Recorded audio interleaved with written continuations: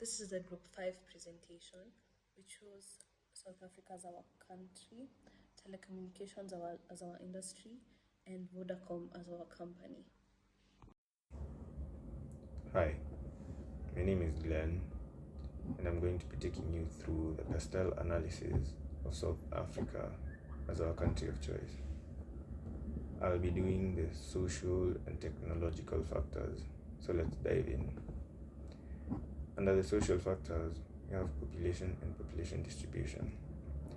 The population of South Africa stands at a staggering 64 million people, which makes for a huge customer base for the players in the telecommunication industry. In the telecommunication industry, we have two major players who are Vodacom, formerly Vodafone, and MTN, who combined control 75% of the market share. Vodacom controls 42%, whereas MTN controls 31%. The two other players in the industry are Cell C and Telkom, who control 12% and 15% respectively. 66% of the South African population reside in urban centers and thus require internet connectivity and a mobile network for constant communication for business purposes as well as for personal use. The second factor will be age distribution. So majority of the South African population lie between the age of 19 and 39 years old, who identify as young adults and are majorly targeted by the telecommunication industry, as they are in constant communication with friends and with families through various social media platforms, as well as through text messages known as SMS and phone calls over a network. And these are the product offerings of the telecommunication industry players. We'll be doing the environmental and legal factors. So let's start by looking at the broader picture. What's happening in the national level in South Africa that affects companies like Vodacom? So, starting on with the environmental factors, one of the biggest challenges businesses face in South Africa is the ongoing energy crisis. With the frequent load shedding, which are planned power outages to prevent a total blackout, companies often have to rely on diesel generators or even backup batteries just to keep the operations running. This adds major cost and disrupts services, especially for telecom operators like Vodacom, who need constant power to keep mobile towers and data centers online. A single hour of downtime can affect thousands of users and cause customer frustration. On top of that, climate change is making things even harder. South Africa is seeing more extreme weather, from devastating floods to long droughts and rising temperatures. These events can damage infrastructure like cell towers and fiber optic cables, and even make it harder to restore service after a natural disaster. So telecom companies not only have to think about business growth, they also need to build climate resilience into their operations. Moving on to the legal factors, from a legal standpoint, South Africa's telecom sector is heavily regulated. The government body, Independent Communications Authority of South Africa, sets strict rules on how companies operate. One of the biggest legal issues is the allocation of spectrum. These are the radio frequencies used for mobile communication. Spectrum is limited and valuable, and getting access to it can lead to intense competition and even legal disputes. For example, Vodacom has had to go to court to defend its right to share spectrum with other partners, a move that shows how high the legal stakes can be. Another key point is consumer protection. South Africa enforces strong laws to protect consumers from unfair business practices. A case in point, Vodacom was fined 1 million rand for failing to comply with rules about contract cancellations. This sends a clear message: even industry giants aren't above the law. Companies must constantly ensure they're transparent and fair in their dealings with customers. Everyone, so I'll take you through how Microporter's 5 forces is used to analyze Vodacom, a telecommunications industry in South Africa. So generally, Microporter's 5 forces helps firms understand the structural competitiveness and attractiveness in the industry, and in this case, the telecommunications industry. So basically, the Microporter's 5 forces will help Vodacom analyze who their competitors are, what the bargaining power of suppliers is, what the bargaining power of customers is, the risk of new substitutes, and the threat of new entrants. So from the article, we were able to gather that Vodacom is a leading operator in South Africa, and it holds approximately 56% of the market share, as compared to MTN, which is a rival, that holds 36% of the market share. So I'll take you through two of their forces, and the first one is bargaining power of suppliers, which has been ranked as moderate. So basically, bargaining power of suppliers means how much influence the suppliers have on an industry, and in this case, Vodacom. So the first point is equipment suppliers. Limited number of global equipment suppliers, for example, Huawei and Ericsson for network infrastructure and devices. So other suppliers can come in and they can market themselves to Vodacom and show what they have to offer.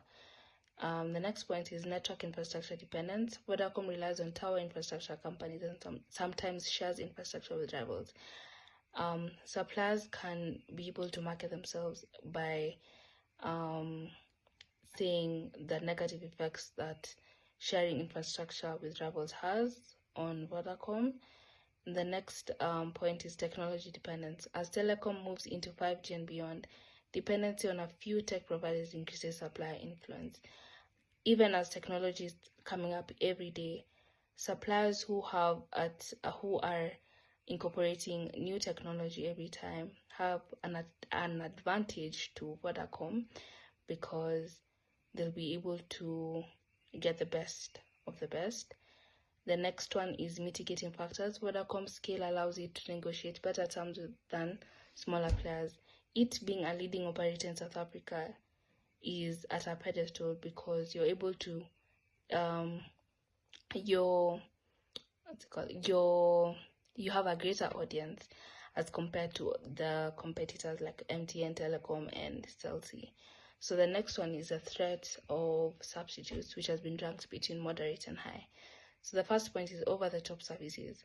WhatsApp, Skype, Zoom, and other internet-based communication tools reduces reliance on traditional voice and SMS. You can be able to communicate on these platforms without actually having a SIM card or having the Vodacom in this case. And this is at a disadvantage to Vodacom because people will rely on WhatsApp, Skype, especially WhatsApp, because all you need is to be connected to Wi-Fi or any internet. Wi-Fi and broadband. Public and home Wi-Fi options reduces the need for mobile data in urban areas. As long as you can be able to access public Wi-Fi, even these days, transportation, like public transportation, offer Wi-Fi so that you don't have to get mobile data, and this reduces reliance on Vodacom. Fixed line alternatives. Telkom and fiber to the home providers like Vomatel offer alternatives to mobile broadband. This is just like I think this is Wi-Fi. Yeah. Like how we have Zuku. Like Zuku, Safaricom Wi-Fi, fiber, like the FAIBA. The next point, financial services competitors. In mobile payments and digital banking, banks and fintechs increasingly threaten Vodacom's mobile money offerings. So with just downloading an app, you're able to access your bank details, or like you're able to transfer money to somebody else without actually getting to use the mobile money offerings that like having the Vodacom SIM card that usually offers. You see how you can access you can send money without actually you having the M-Pesa app. Yeah, it's a disadvantage because you're able to get the apps, the mobile banking apps, so you don't have to use the mobile money offerings that Vodacom has to offer. Yeah, thank you. Hi everyone, I'm going to be focusing on these three key forces of the Michael Porter's 5 forces framework. Number 1 is going to be the threat of new entrants. Number 2 is the bargaining power of buyers, and number 3 is competitive rivalry. Let's dive in. So starting with the threat of new entrants, for Vodacom South Africa, the threat is very low. This is because the telecom industry requires a huge capital investment to build infrastructure investments to build things like cell towers and data centers. There's also heavy government regulation around things such as spectrum licensing. So Vodacom is lucky because they benefit from economies of scale such as brand recognition, and they have a large customer base. So a new entrant would struggle to match the level of investment and trust, hence why it is low. The threat of new entrants is low. Number 2 is the bargaining power of buyers. In this case, Vodacom's customers in South Africa are very price sensitive, and there are also multiple alternatives like MTN, Telkom, and Cell C. So buyers, especially prepaid customers, switch networks easily and find better deals. So that being said, Vodacom's service quality and network coverage help retain users. Still, I would rate the buyer power as being moderate to high in this market. Then the third one is competitive rivalry. Now, when we're talking about competitive rivalry, it's very high in South Africa's telecom space. This is because Vodacom is facing competition from 3 major telecommunication companies, such as number 1 being MTN, which is its biggest rival, number 2 being Telkom, which offers competitive pricing, and number 3 Cell C and Rain, which target niche markets and data-heavy users. So there's constant price competition, advertising battles, and frequent promotions to attract new customers. To address this and to stay ahead of this, Vodacom invests heavily in network infrastructure and innovative services like mobile money and enterprise solutions. So what level do you think the Porter's 5 Forces analyzes? It analyzes the industry environment. This is because it focuses on the forces within the industry that shape a company's ability to compete. So things like customers, rivals, and potential entrants. To wrap it up, number 1, the threat of new entrants for Vodacom is low, buyer power is moderately high, and competitive rivalry is high. Thanks. And I'm gonna talk about the strategic tool called the Four Corners Analysis, which was developed by Michael Porter, and it's used as it is used to predict competitors' likely moves by analyzing the 4 key areas, which is motivation, the drivers, assumptions, strategy, and capabilities. Let's apply this to Vodacom, which is in South Africa. Number 1, motivation, the drivers. What drives Vodacom? This part looks at why Vodacom acts the way it acts. What are its goals? Profit growth and vision by 2030. Vodacom wants to boost its profits significantly, and it aims for a double-digit EBITDA growth by 2030, up to like 7.8%. Its expansion, it plans to grow its customer base to 60 million, reach 120 financial service customers across Africa. Number 3, customer focus. Vodacom is investing in better mobile and internet services. Its mission is to connect more people and support digital society, especially in undeserved areas. In short, Vodacom is driven by growth, expansion, and making digital services more accessible. Number 2, assumptions. What does Vodacom believe about the future? These are some of the assumptions and beliefs and its expectations. Number 1, it believes it will stay dominant because of its strong brand and network infrastructure. Number 2, data is the future. Vodacom assumes that the revenue from voice calls will continue to decline while data and digital services will grow.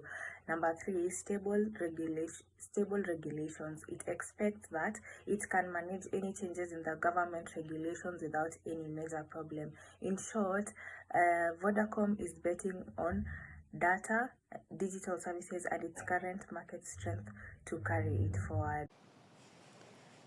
Hello everyone, I'm going to take you through Four Corners Analysis, which is a matrix formed by Michael Porter to anticipate future moves of competitors based on certain dimensions. I'm going to take you through 2 of these dimensions for Vodacom, which is a telecommunications company in South Africa. So one of the dimensions would happen to be capabilities. What are the capabilities of Vodacom? We find that Vodacom is actually a smaller company. The parent company is actually called Vodafone, which is a multinational corporation. telecommunications company. So we find that them being this big, they're able to access funds very easily, which makes them their operations to be smooth, quick, yeah, basically with ease, because money is not a problem. The second one would be that they are market leaders, which means that they're really able to affect the market, as I think they have 56% market share in South Africa, allowing them to dictate things like price. Yeah. The other dimension we're going to go through is strategy. So we find Vodafone has a number of strategies. A few of them would be like enhancing customers' experience, allowing them to create a strong brand. Another one would be to try and capture the large enterprises of the country using their cloud and their Internet of Things. Yeah. And another one would probably be partnerships. They are able to gain partnerships to enhance digital financial services. I think they've partnered with Safaricom and Google as well. So these are some of the dimensions. Thank you.